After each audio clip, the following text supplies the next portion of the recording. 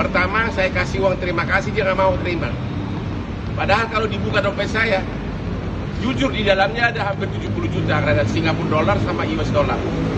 Viral, temukan dompet Hotman Paris berisi 70 juta rupiah, petugas kebersihan tolak imbalan.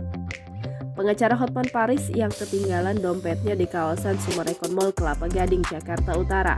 Hal tersebut diungkapkan Hotman Paris melalui video di akun Instagram pribadinya Selasa 22 Maret 2023. Dompet milik Hotman Paris yang jatuh ditemukan oleh sosok petugas kebersihan.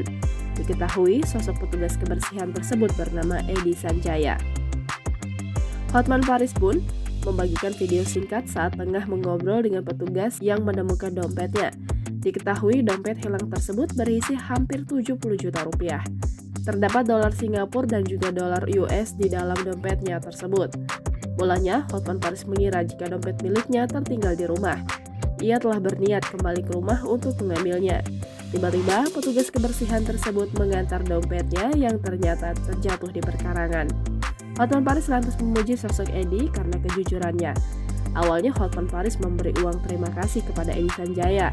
Namun Edi Sanjaya menolak imbalan yang telah diberikan Hotman Paris tersebut. Sikap Edi Sanjaya pun langsung menjadi sorotan dan mendapatkan pujian dari warganet.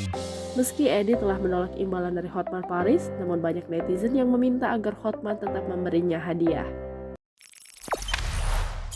Jangan lupa subscribe, share, komen, dan like ya!